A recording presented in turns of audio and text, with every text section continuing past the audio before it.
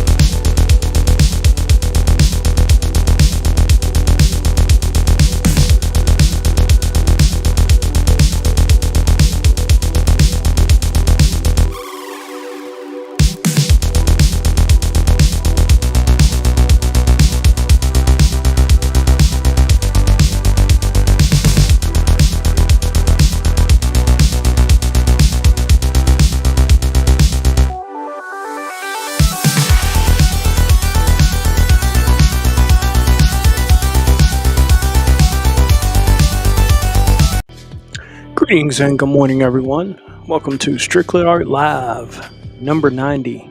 With me, your host, Rob Wilson. I'm a comic book artist and a whole bunch of other stuff. It is Thursday, August the 14th. A little bit earlier than 9 a.m. Figured we'd go ahead and get the ball rolling.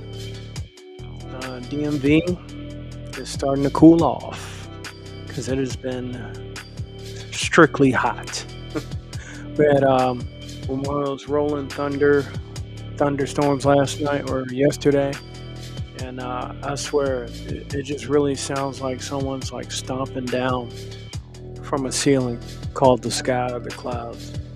It is an amazing auditory sound to behold, or a series of sounds, should I say. But yeah, how's everybody doing? Hope well. Hopefully, no new casualties. Um, Hopefully, everyone's enjoying their life, saving money, earning a living, doing great things. I hope. I have nothing but hope for the best.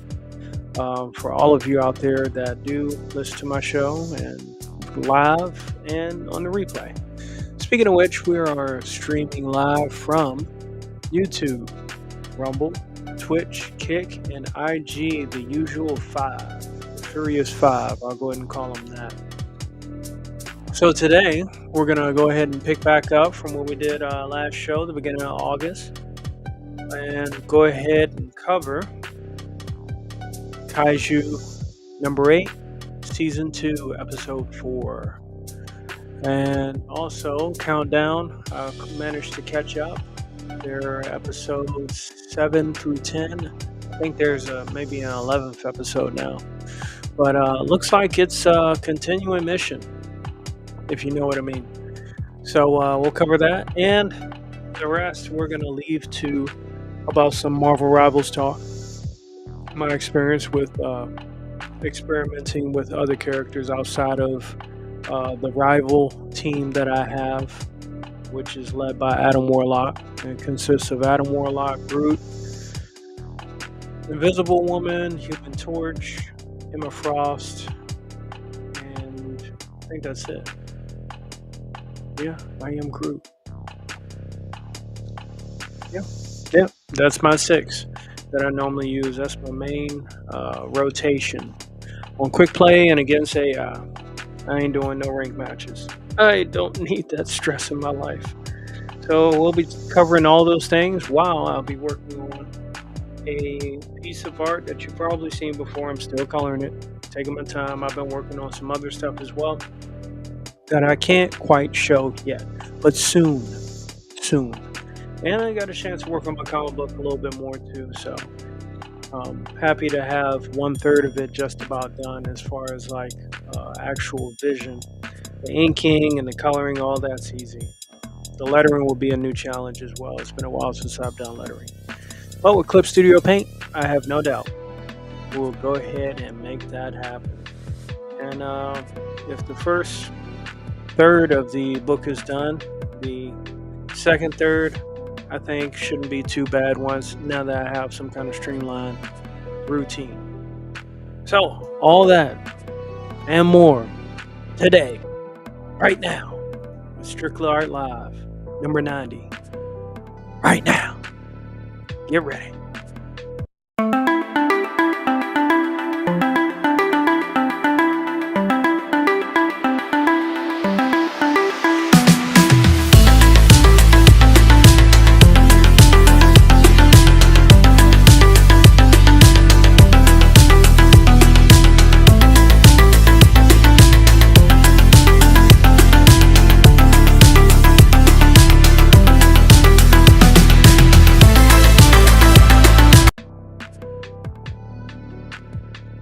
Now, ladies and gentlemen, you know, if you've seen the last show that I've done, I was rather frustrated about Kaiju number 8, Season 2, Episode 3. Because it reminded me very much so of the trope of the superhero not being able to convert to their usual form to save the day, or not wanting to be a superhero anymore.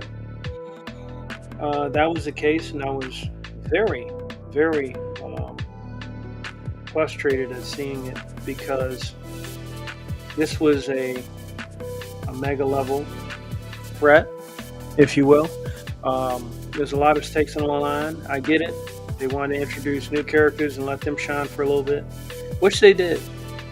But all the excuses that the old man had, Kafka Hibino, really ticked me off. And I was even willing to accept that the girl, she explained that there was something that was that Kaiju number 9 was using to prevent him from transforming, and that wasn't the case. It was all him being a punk. Well, we finally got a transformation at the end, and he did not disappoint. he made quick work of the villain. But the villain, Kaiju number 9, is very, very creative. And due to his mushroom-like abilities, or fungi-like abilities, he has a tendency to pop up elsewhere, or make doubles of himself, pull it twice, if you will, for my Hero Academia fans. And that ended up being something we found out in episode 4. After the main Kaiju number 9 was wiped out to oblivion, we find that he wasn't the only one, and he still wanted to pick up another Kaiju's power, which we did not know he could absorb other Kaiju's power, but he made a note about that. No one truly knew what to expect or where he would be. Lo and behold, he was at headquarters. And it was, I'll go ahead and cover some of the synopsis. The episode was expected to explore the aftermath after Kafka Hibino's successful transformation and victory over Kaiju number 9, focusing on character reactions to his renewed confidence and potential celebrations within the First Division. Given that Captain Jin Narumi,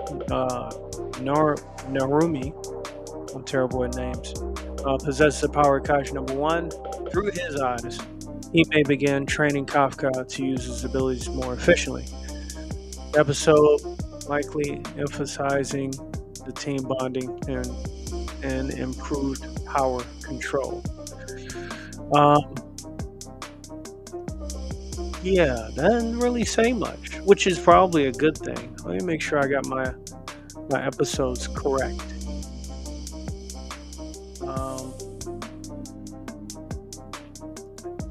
Yeah, it was a great episode. Like I said, they really picked back up with what the heck was going on. Bear with me one second. Let's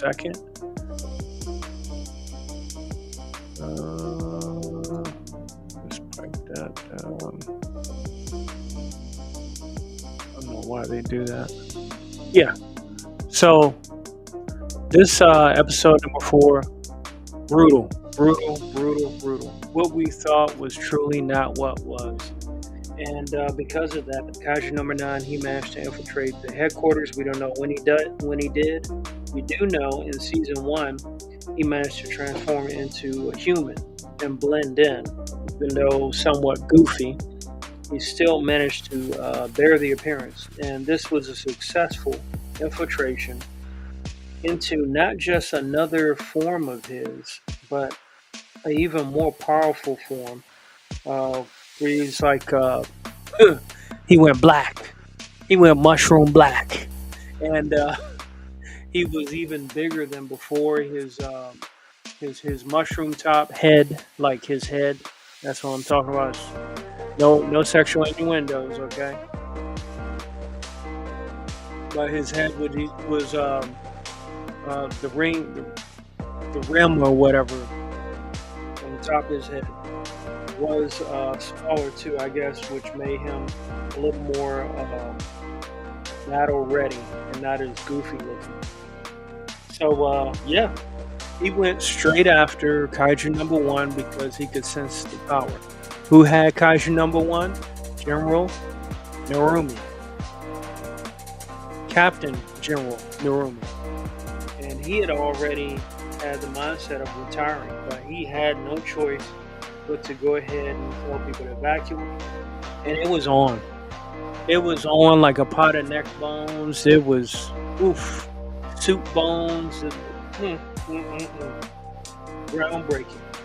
Now, mind you, the general just fought Kafka Hibino to test his power to see if he was capable of controlling it. Because when he first met him, he deemed him as nothing more than a kaiju in disguise.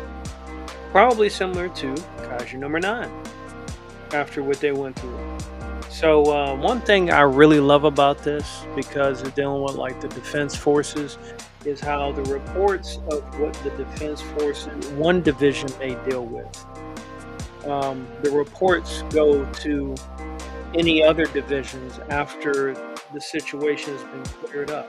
Now, the problem with Kaiju number 9 is that he adjusts, changes, and evolves faster than what they can report and keep up with. By the time they have his previous capabilities, he's already riled up and ready for the next go, even stronger, faster, more volatile, more cunning than before. So that's why he's such a huge threat. He was able to basically generate his own army of clones. Give him prep time, of course. You know, prep time works for anybody, not just Batman.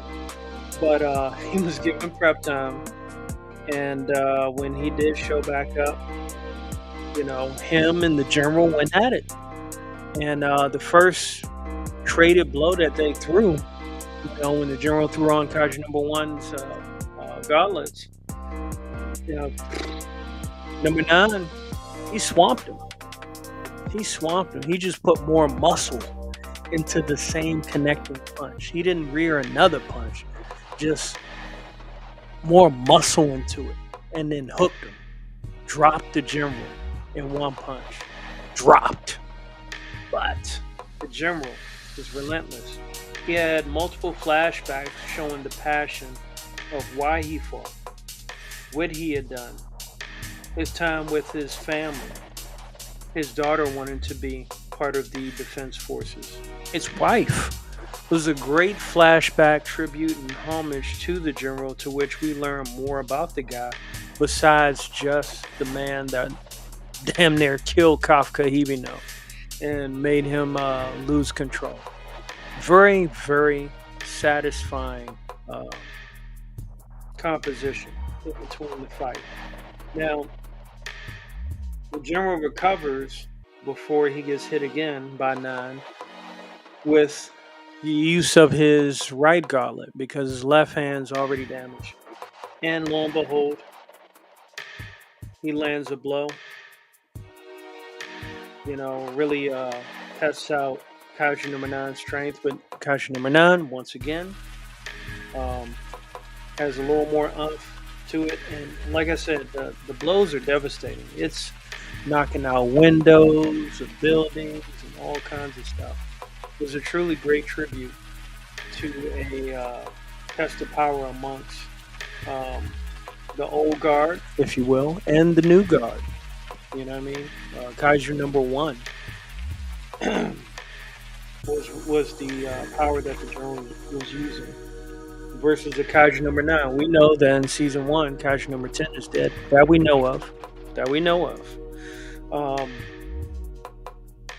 And from there, things get even more devastating. And it's only really only so many blows that the general musters to really wipe out number 9.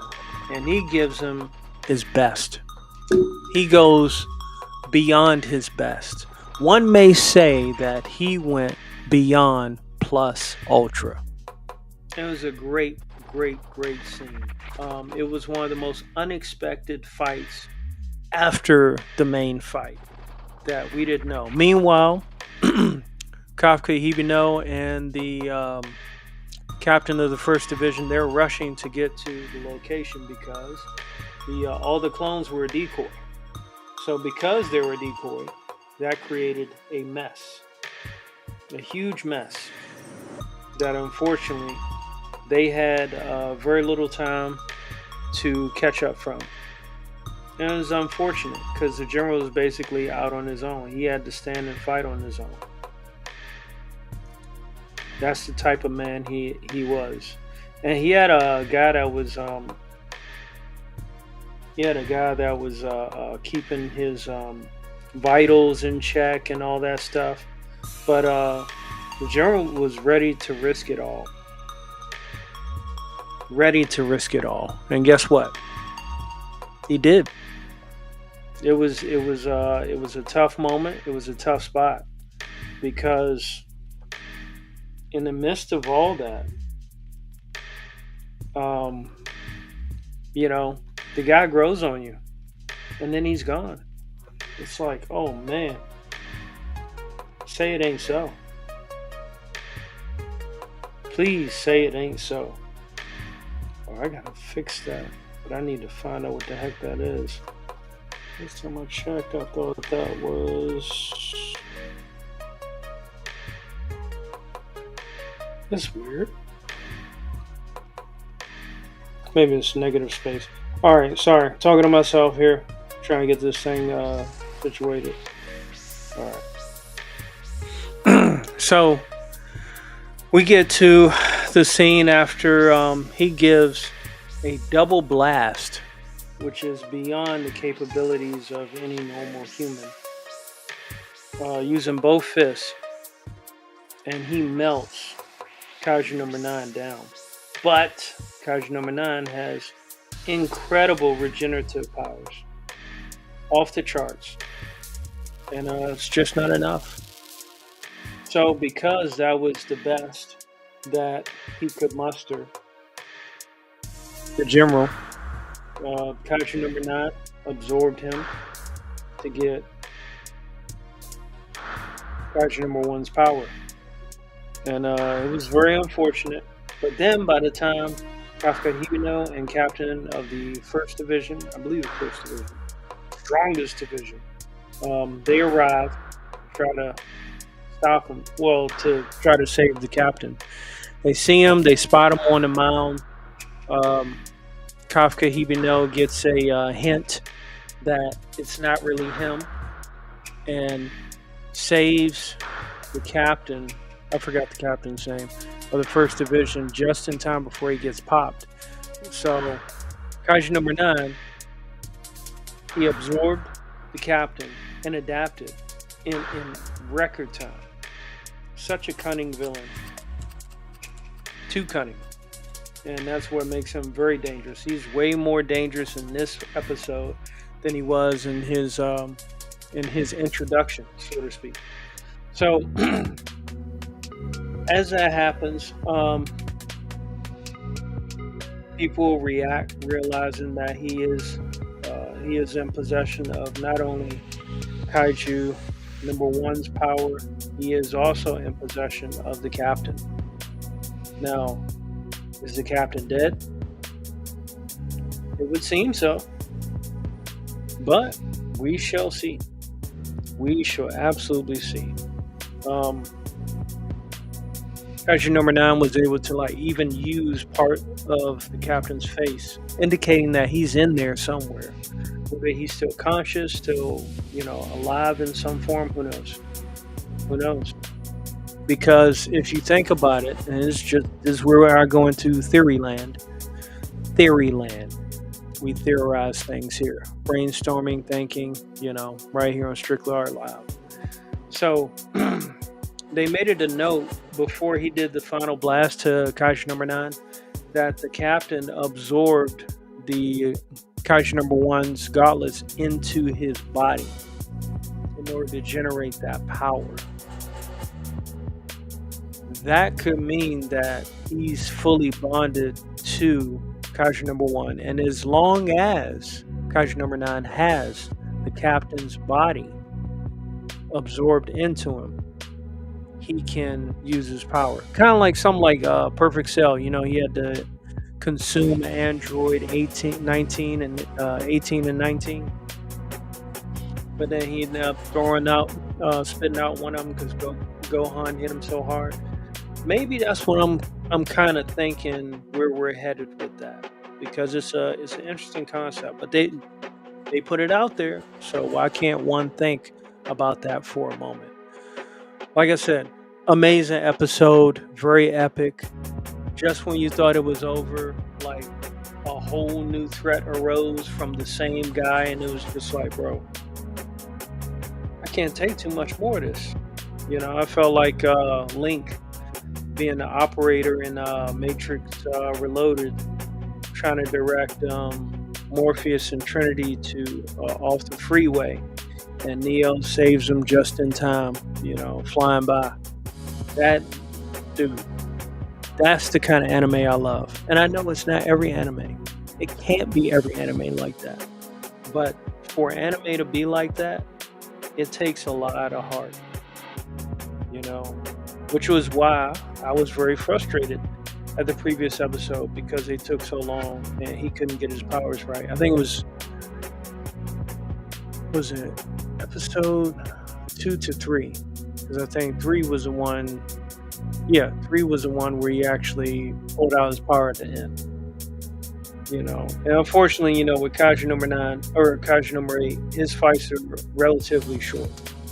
So I apologize for ranting and raving. I thought we were headed towards a terrible whole season of him just stressing out.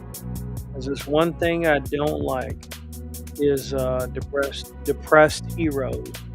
Just like Attack on Titan. That show ticked me off. Still trying to watch the rest of it, but it's a lot of work. I'll get there eventually. Someday, I may get to the promised land. I may not get there with you. Just joking. I like him okay. Okay, is that all right? That's Kaiju number 8. We just had a great time with that. Oh man, Kick Yar is slamming me with a spam fest of pay to play. No, thank you. Bye bye. Adios. Yeah, Kaiju number 8, season 2, episode 4. Great. Episode 5. I don't know if I'm ready for that. If it's a slower episode, kind of like an in morning, I completely understand. Because that was a pretty epic moment. But that episode didn't finish just like that. The captain put all his rage into Kaiju number 9. Once everyone, you know, came to understand that he absorbed the captain, and he put a huge blow on Kaiju number 9. But Kaiju number 9 already learned his skills, understood his weaknesses from the last time he fought, and it was an ineffective attack. And just as he was about to counter-strike the captain of the First Division, Kaiju number 8 comes in with a devastating blow. However, number 9 was able to block it. Not take the hit, just block it. So he boasts about how he can see right through his moves, and he clearly has shown a state of evolution, which was interesting. So all that occurred while he was actually trying to leave, because he said he wanted to leave while he was ahead. There's normally a bit of, what did he say? He said there was like a bit of friction or something, like rejection after a new fusion. So how much can he withstand right now? You know, is his body breaking down? Because we did hear something kind of crack. He broke out some wings. I don't know if those wings came from Kaiju number 10. You know, the red Kaiju. He was a beast. That dude was a freaking beast. But now we'll see how the fight's gonna look with Kaiju number 9's newfound power, and more of the team assembling. See what I did there? Assembling upon the headquarters of First Division, and see where the fight goes. Hopefully, no more casualties. But hey, this is all out war, and it is a nasty one at that. You know, Kaiju number 9, he planned very well for this, and he achieved one of his goals.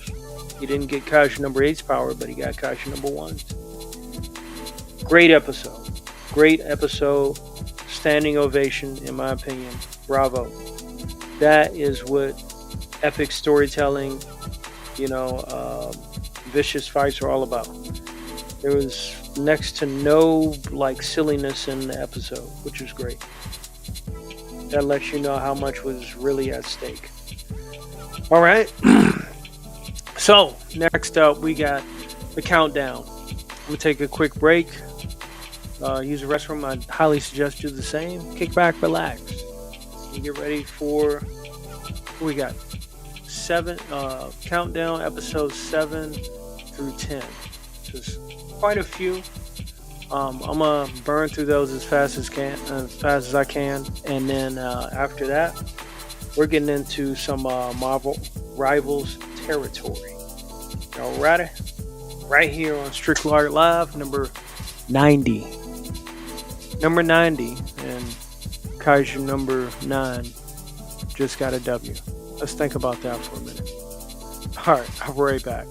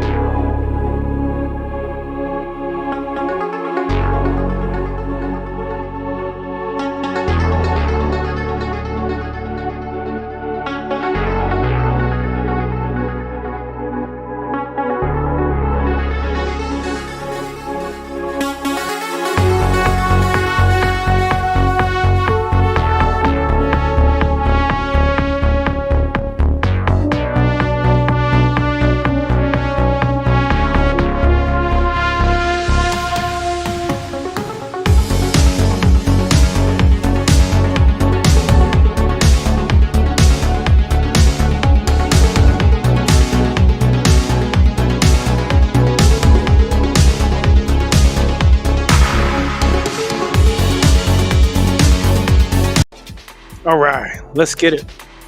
Countdown on Amazon Prime. Let's see.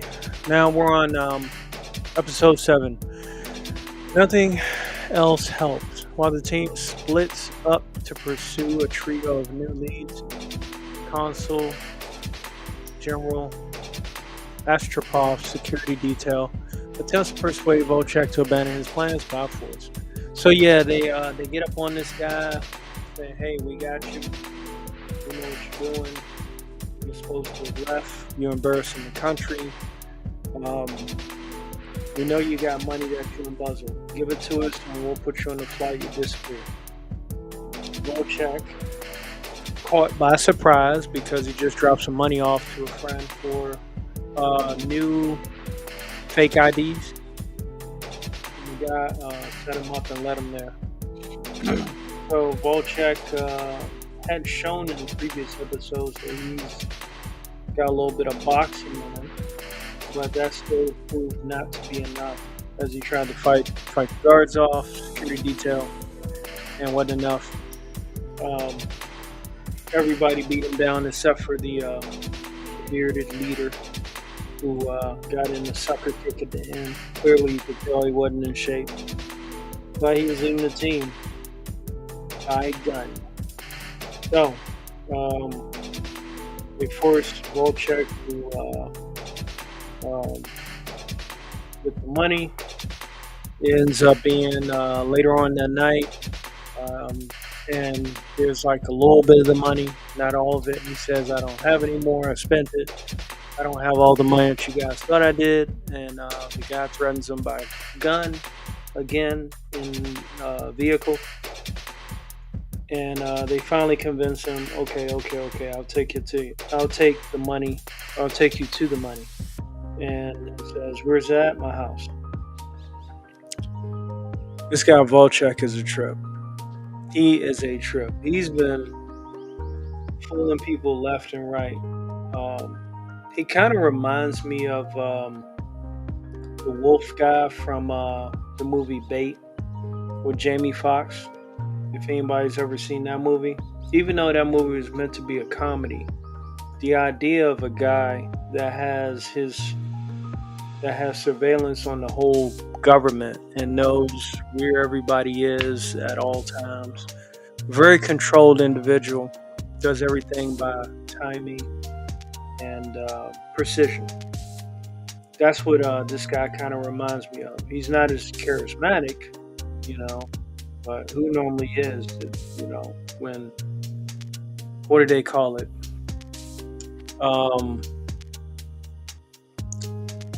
Mediocrity generates desired results without deviating from, the set variables. So that's this guy. Not really, no huge speeches, except for a couple later on. They were okay.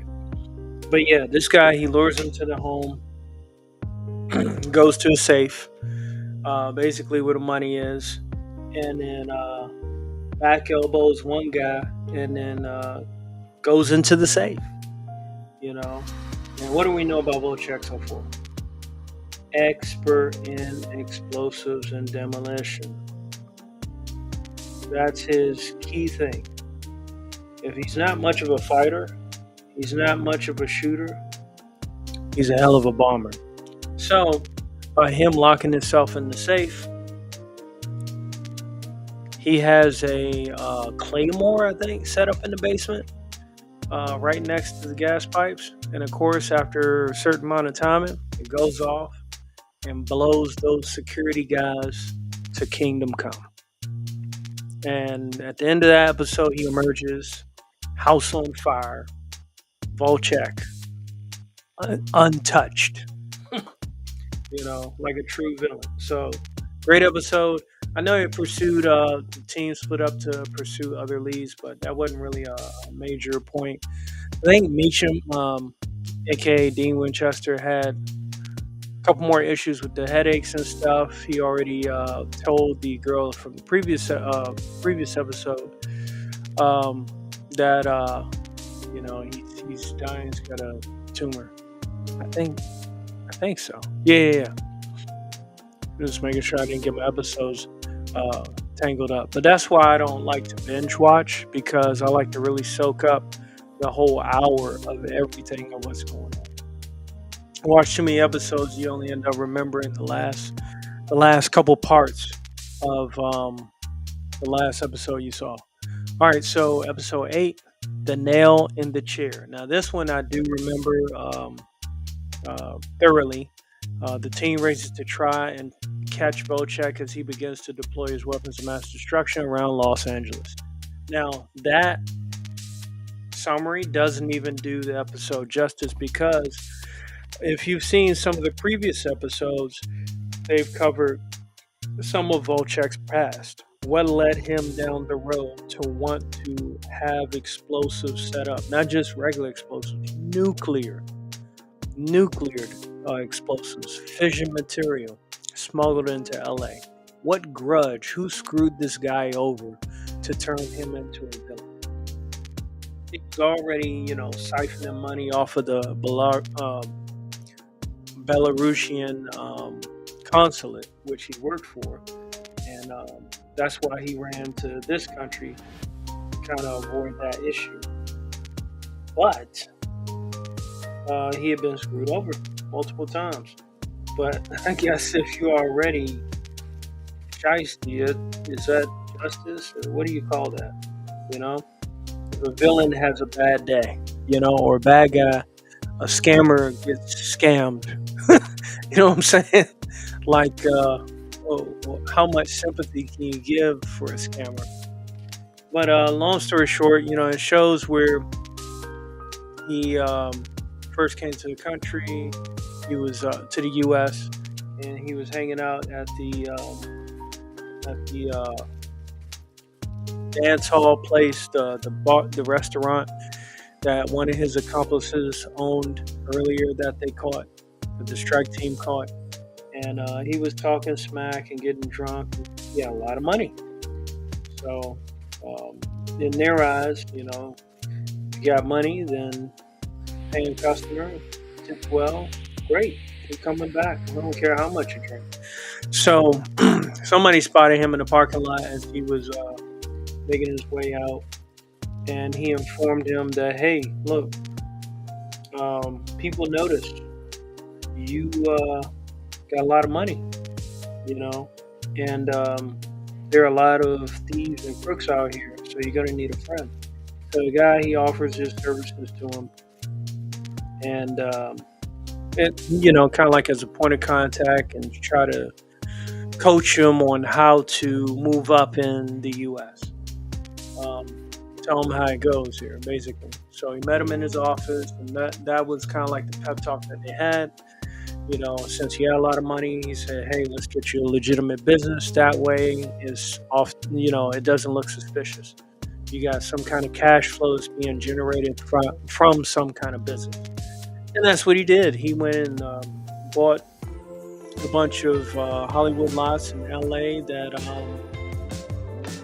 the previous owner would rent out to truckers and all that kind of stuff.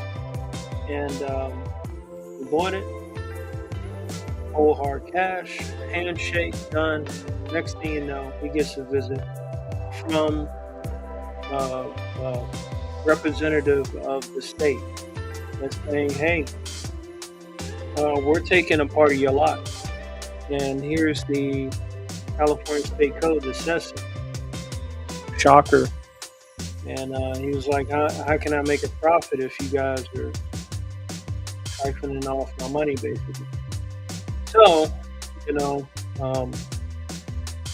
he is not a stranger to corruption, and that's what he thought this was. So he met up with the guy again and tried to pay him off, tried to bribe him. And boom, right then and there, the guy heard the right words, and he had a bug in his ear. And Volchek, not by that name, by a different name, because he had a bunch of aliases, gets arrested. In fact, he got arrested at the same department. He got sent to jail at the same department that young John Meacham at the time was working. He never noticed the guy. The guy wasn't important to him at that time because this was in the past and not current. He had not become a international terrorist yet, or a U.S. person of interest, according to in John Meacham's eyes. But the guy got booked. He got thrown in jail, and amongst other criminals. And he asked, can he talk to his lawyer?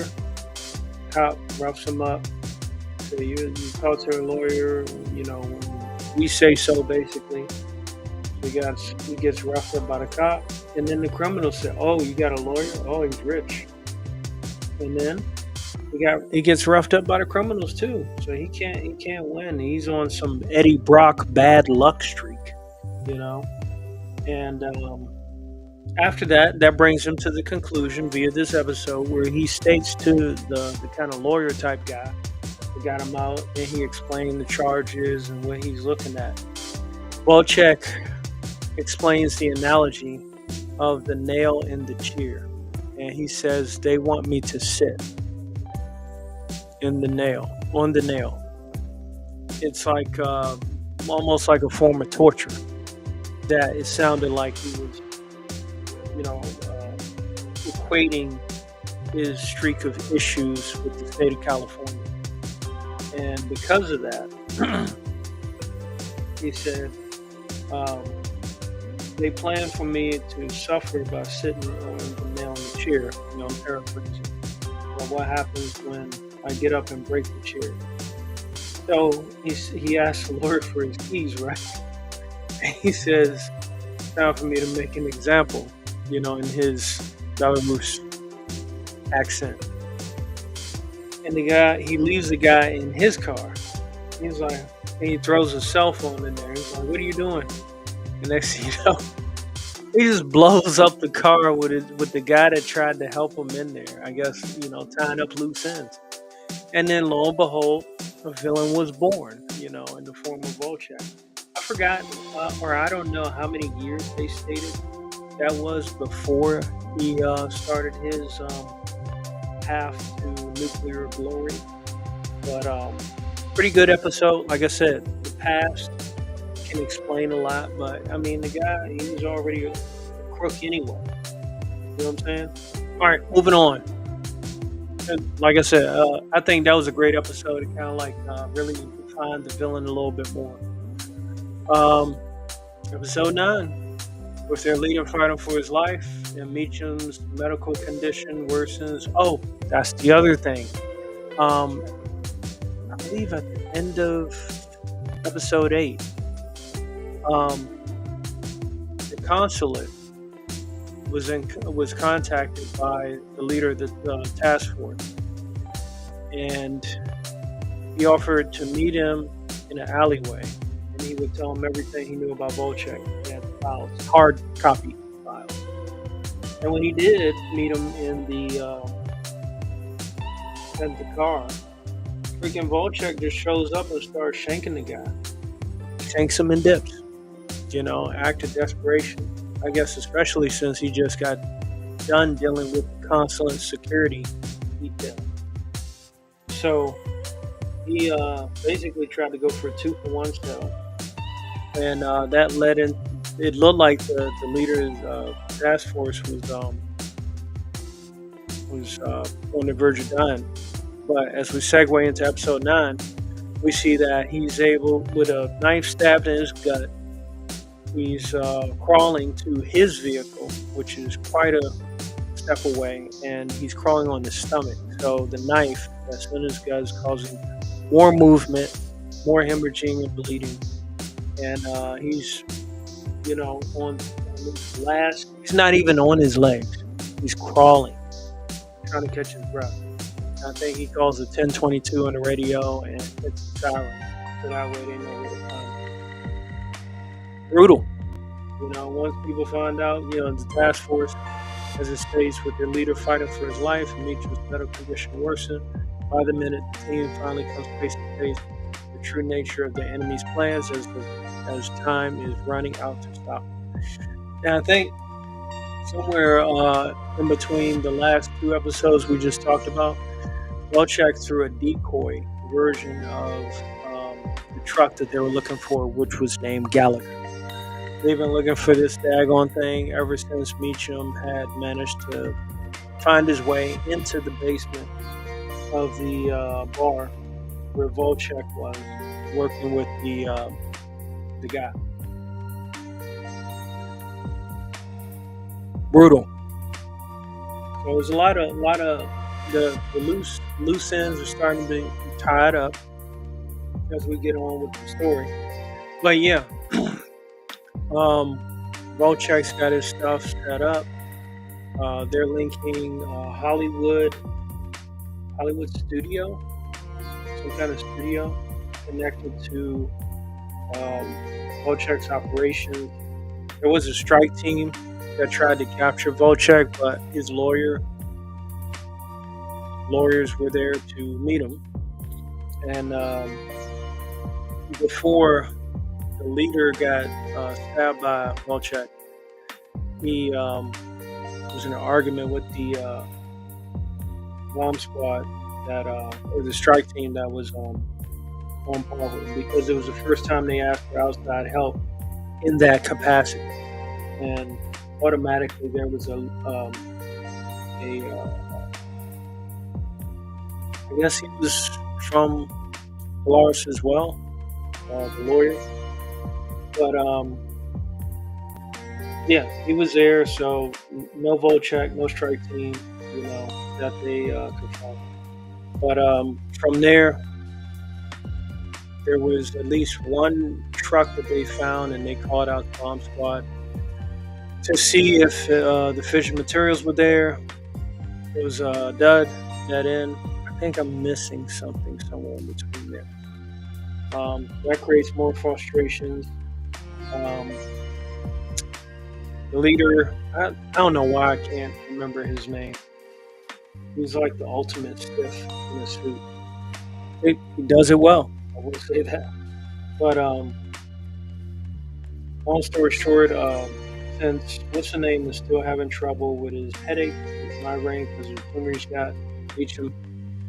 Um, what's the name? The chick, Spanish chick, she tries to help him out through breathing, and that is one thing that is always true throughout um, anything else that human beings may go through when it comes to frustrations. Because Meacham was very frustrated, he started beating down the bathroom, you know, kicking trash cans, and just on the verge of having a mental breakdown. But she suggested for him to breathe. Breathe slowly, breathe with her. She was his comfort, which was cool. Normally, he's a ladies' man and stuff like that, but he was put in a very vulnerable spot because he's never been on the verge of dying before. And constantly getting migraines and headaches like that, I know it. I'm sure that can be very annoying. So she helps him breathe, calms him down, brings him back to some kind of neutral point. And she knows one of the doctors that's in the hospital where their task force leader is being taken care of. And because of that, she asks about his kind of like neurosurgeon background and gets his card. She tells him symptoms of John Meacham, not by name, but hey, I got a friend, XYZ, so on and so forth. Let's see. Hey, what's going on? Hey, Hagman. Let's see here. Rob, what is Oil Comics? You're the first one to call it Oil Comics. It's actually called We Comics, like OII, and it's short for Omni Imagination Interactive LLC. Omni Imagination Interactive. So it's OII. No oil. I mean, I know I'm a conservative, but like, if I name my show Oil Comics, I ought to be spitting out money. I definitely wouldn't be in the comic book business. Oh man, I like that though. If that's the case, I would call it Big Oil Comics. By the comics by the barrel. So with Meacham, he's got some help, some things in his pocket. The pursuit's on to find Voltrek's last two trucks. So on episode, what was it? Today? Oh yeah, episode 10. Oh no, that was. Oh yeah. So all that happened in episode 9. Okay, let me see. Said I saw the pyramid and palm trees. I was like, time to get some more oil boys. Give up that resource. Right.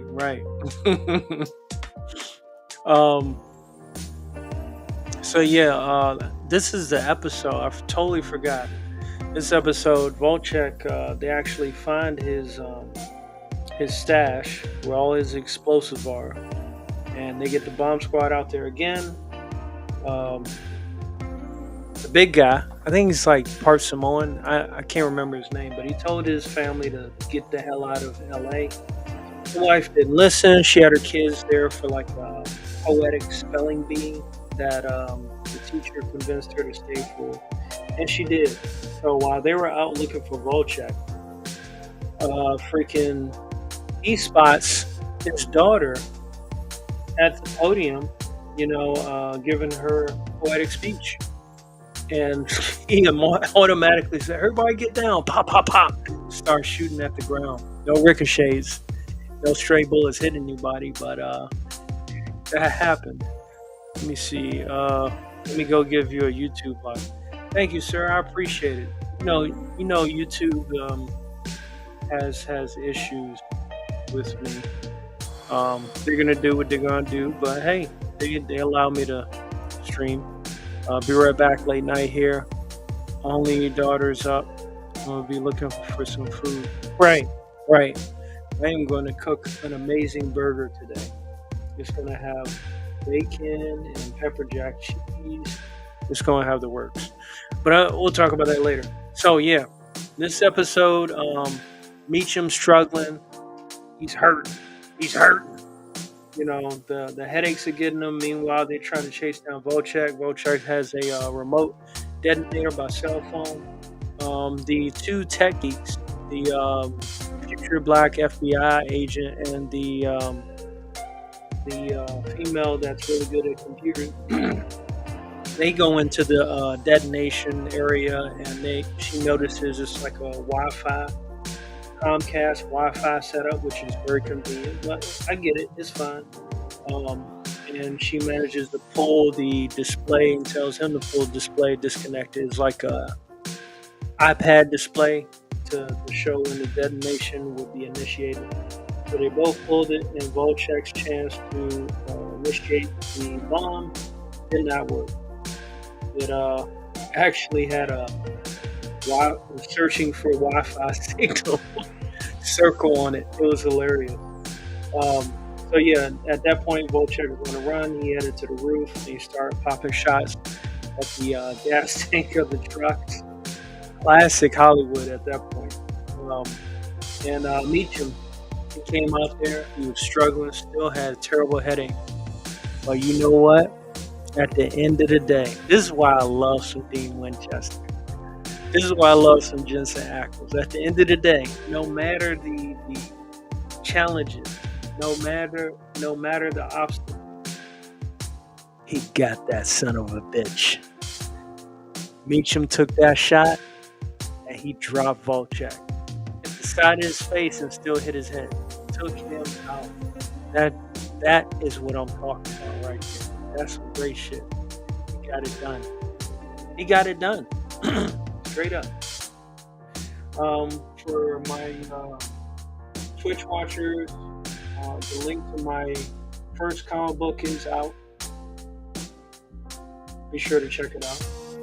First one from On the Imagination Interactive LLC.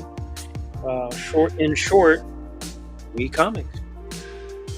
But yeah, so he got him. Now at that point, the crew congratulated themselves. Okay, yeah, that went into episode 10, the muzzle pow. At that point, they took out Vorchek. They congratulated themselves. Task force kind of like dispersed. The Hispanic chick took Meacham to his,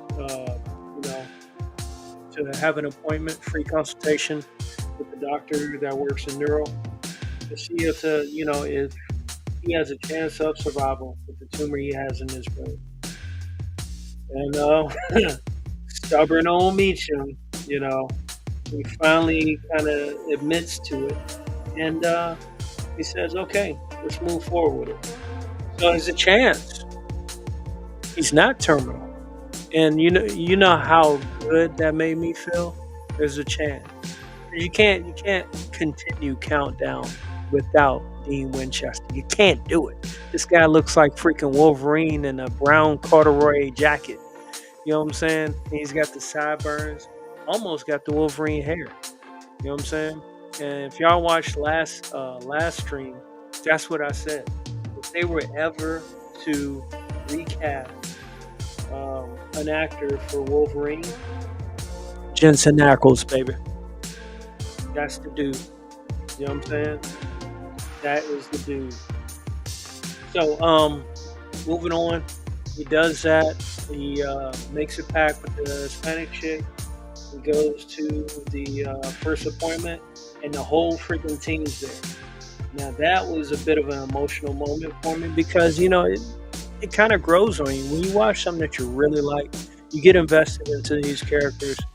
And when they hurt, you kind of feel it, especially if you're involved. It's totally normal, especially when it's a good show like Countdown. And again, I can't help but to recommend it. So, 10 months pass, and we got a Secret Service agent that's investigating a phone call about a man possibly looking to assassinate the president or POTUS. The random guy, this totally new guy, Secret Service, he's in the muzzle pile, as they call it, like the worst of the worst pile. And freaking, lo and behold, he follows up on it and finds out that due to a sound off of the phone call she left, it sounded like it was a thud. He goes over and he finds out that she's dead in a cabin in the woods. Go figure. And from there, he calls it up. New task force is assigned. This is all in episode 10. All in episode 10. The team reassembles. The Hispanic chick is not there. Even freaking Meacham's back. He's doing okay so far. He got a okay to rejoin the task force. Same leader, same crew. The Hispanic chick's just the only one that's missing because she's pursuing a high value target. And that's what their leader had to tell Meacham because he was concerned about her. So they go ahead and investigate the cabin along with the Secret Service guy that doesn't stop talking. I'm sure he'll be a good addition to the crew for now. It's kind of like the comedic relief because he's eccentric. And like I said, they check out the cabin, they investigate it. They find out there's a hidden floor. There are locks on the mantle wall by the fireplace in the cabin. And Meacham, of course, this guy's like freaking better than Drake Uncharted and shit and discovering stuff. He takes the two hooks and puts them down to the floor, finds a hidden passage, and they make their way down, in a cautious manner. And they find a beautiful long-range rifle. I'm no gun expert. I got a few things that I do know. I know an M4 and I know a Beretta. I know an M17. I know an M18. Some of those. I know an HK VP40. And I know a Smith & Wesson MP 40. But this was a beautiful rifle, and he checked the sights on it, and then it led to a tunnel all the way down, and all the way down to it. There were 3 shots. That was it. 3 shots right in the target, dead in the head. Tight grouping. Now we know what we're dealing with. Not just a craze, but an expert. And apparently he had like a coded manifesto that they were trying to decipher as well. So we got a whole new case, ladies and gentlemen. The countdown, just like I said, the countdown may be, the first arch may be over, but the clock just reset. The countdown continues. Let's go. Let's go. And as I speak, guess what? August 20th, Countdown episode 11, Run, comes up. Oh yeah, we're going. We don't know how long this is going to be. It looks like it goes up to 13 episodes, but we are going to find out, damn it. Let the games continue. With that being said, ladies and gentlemen, it is time for me to go ahead and confess the stress of dealing with Blade and Marvel Rivals. Let me tell you, I did get a chance to practice with him a little bit. For y'all that don't know, I'm the player that only plays quick play and versus AI. I don't need that ranked stress. I don't need it. I'm a casual gamer. I can't dedicate myself too much to all this. It's already madness sometimes at quick play, especially when there's bots trying to throw the match. But give credit to folks like what's his name, Rio, and his crazy videos. I think it's hilarious, but very good study material. So I messed with Blade a little bit in practice, and I thought about it too, because I was looking forward to playing as Blade, but I thought about it. I was like, wait a minute, oh crap, this is a new character, and new characters are normally used by everybody. So the chances of me using a new character is slim to none. So I said, you know what? Let me go ahead and just stick with who I know, what I know. Let me go ahead and do my team rival, the Six, Adam Warlock, Emmett Frost, Human Torch, Invisible Woman, Groot, Iron Man. You know what I'm saying? Just let them do their thing as support. All these new Blade players, which I have been 1,000 cut lit up to death until I learned, you gotta get out of its path. So I fought more Blades than I've used Blade. And some of the opportunities I had to use them, I said, you know what? Nah, I'm good. But let me see what's going on over here with a little bit of Phoenix.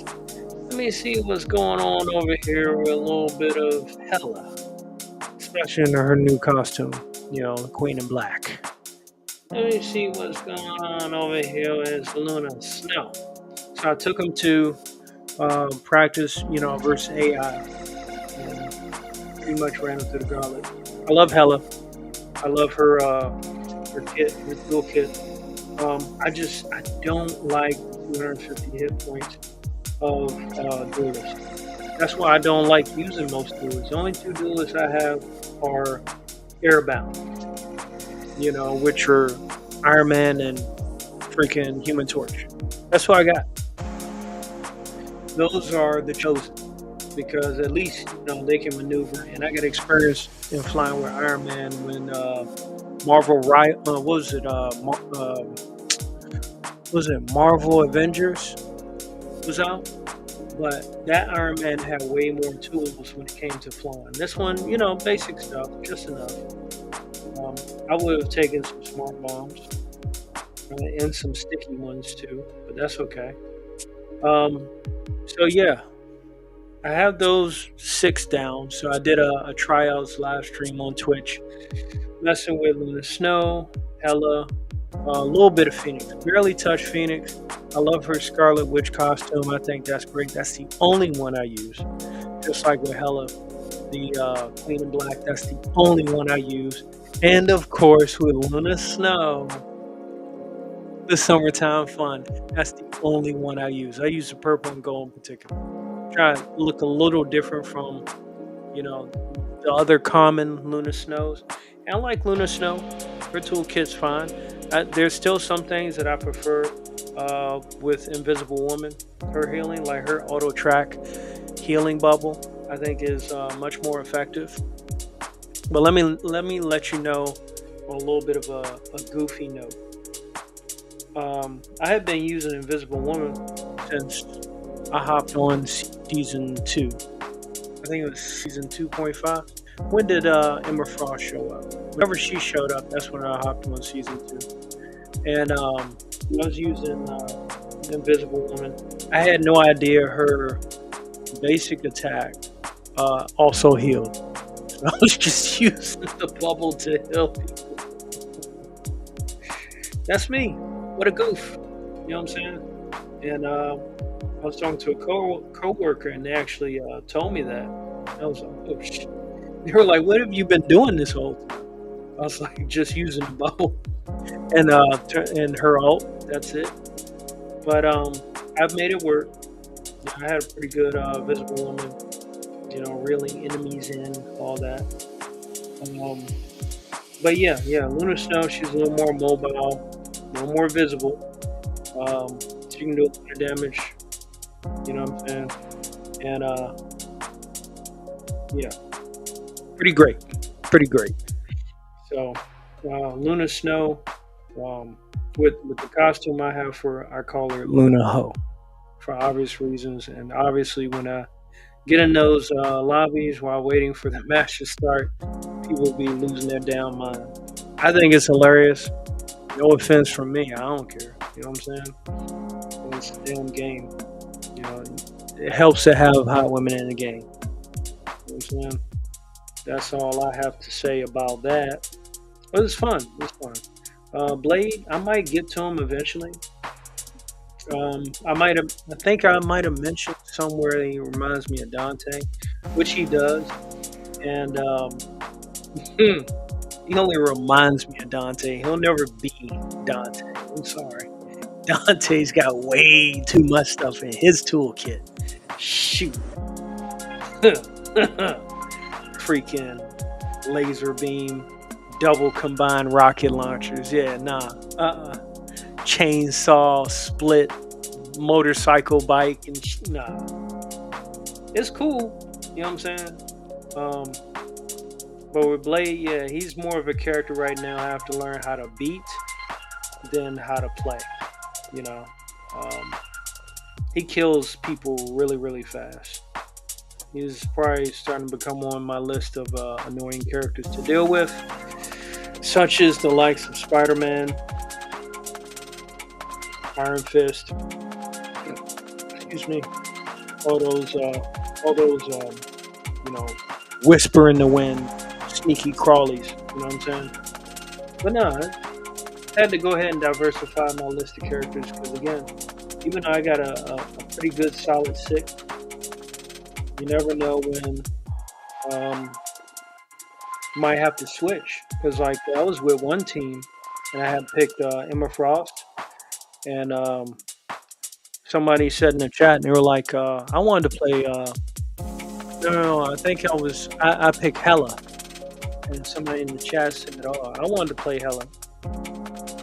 There's no need for me to respond. All I did was just switch to Emma Frost. I'm a reasonable team player. That is for sure. I'm just not going to be playing ranked. No. I won't do it. You can't make me. It's just not going to happen, Jack. Call on as many sparrows as you need. It's just not going to happen. I'm pretty comfortable and enjoy the game the way it is. I heard there's some new modes coming. We'll see. There was like some kind of chess mode in the game that I played once, and I realized it took so freaking long. It was like a Ultron chess game. It took so long. I was like, I can't take this. I'm out. And that was one of my first penalties, you know, because I left the game. But yeah, I mean, honestly, the whole what's that they call the ELM or EMM or whatever, that might be forcing people to take L's. It's possible, because I mean, at one point I have been on really good winning streaks, and then out of nowhere I get kicked out of the game. When I'm in the queue to go into the next fight, out of nowhere I just get kicked out of the game. No internet issues, no blackouts, none of that. I've only had one blackout, and that was like my second video that I put on Twitch. It became a 2-parter. Wasn't bad. It was not bad. But I literally have been kicked out of games with great teams, and then the next game I get taxed. And then in that quick play next game, I know not only get taxed, I start wondering, why am I getting taxed? And then I find some goofball Jeff or some goofball Spider-Man in the corner somewhere, web shooting the ceiling. And so, oh, here we go. We got another saboteur. Another saboteur. Another agent of chaos. Yeah, I guess it's hard to, identify those people. That's annoying. Very annoying. Very annoying. I can only imagine how bad the annoyance is for people that play ranked.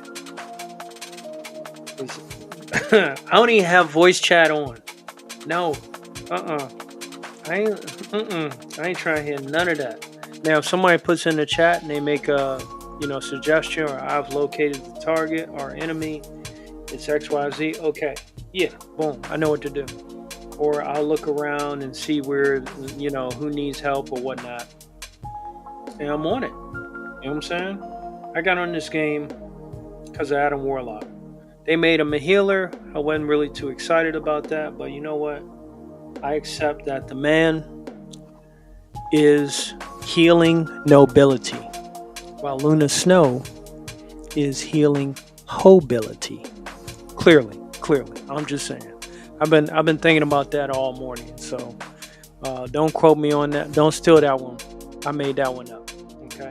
Adam Warlock is healing nobility, and Luna Snow is healing hobility. Okay. That's it. One more time. Okay. Just for y'all. And get ready to wrap up the show. Adam Warlock is healing nobility, and Luna Snow is healing hobility. YouTube's probably gonna 86 me off of that one. We're like, you can't say that. You gotta strike. Well, what's the reason? Community guidelines. Oh man.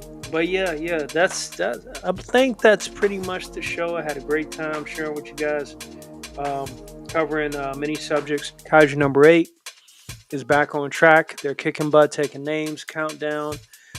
Like I said, the clock got reset.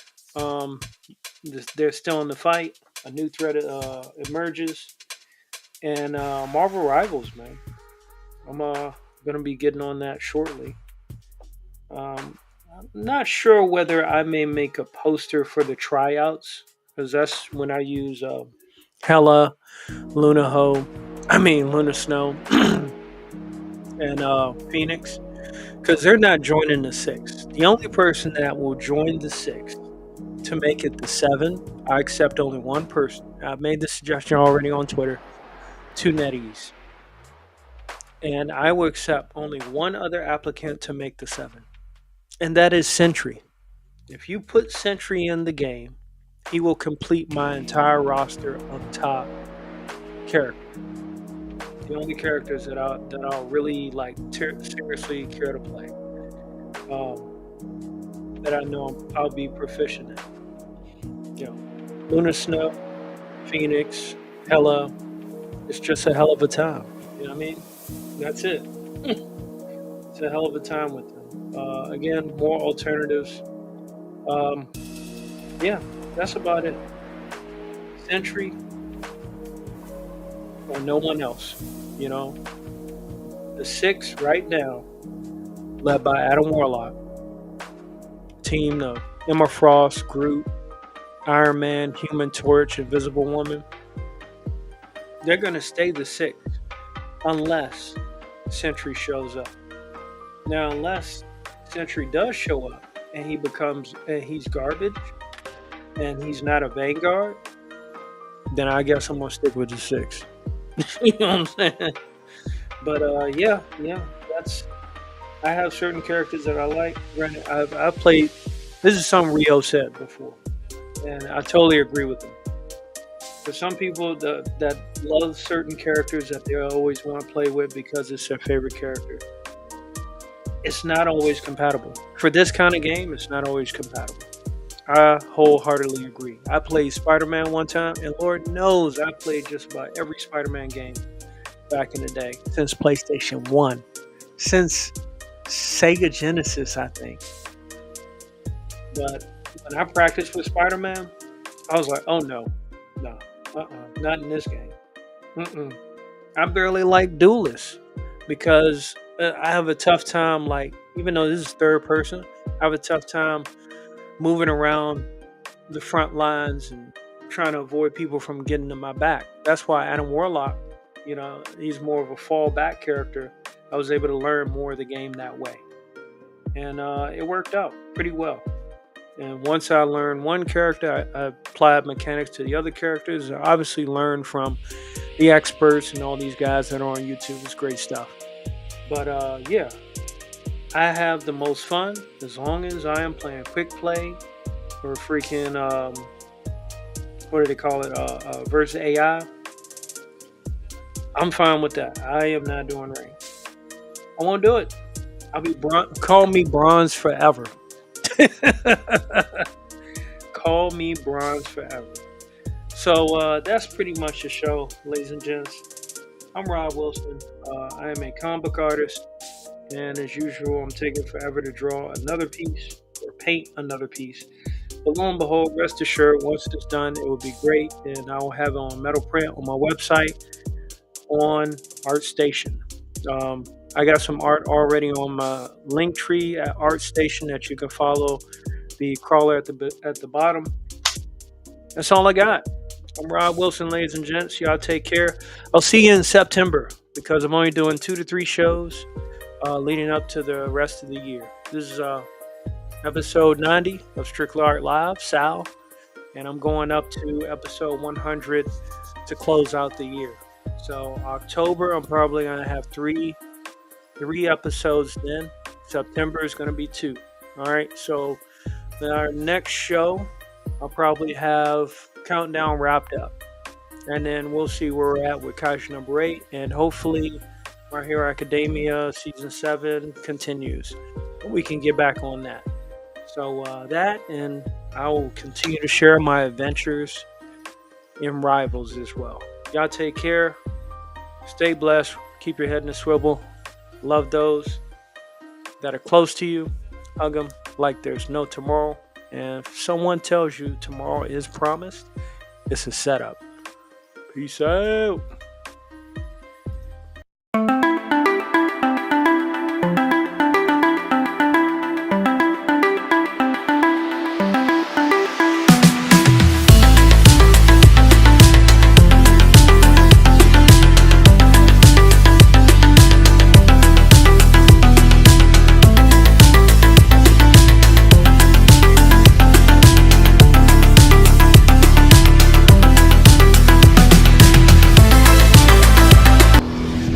Some motherfuckers are always trying to ice skate uphill.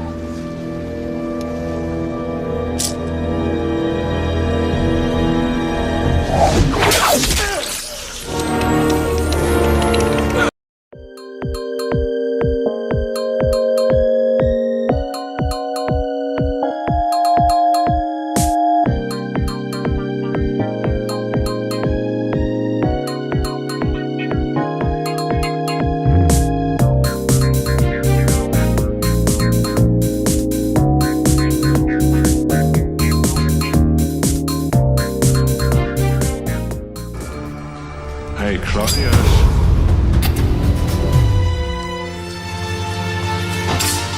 You killed my father. Big mistake.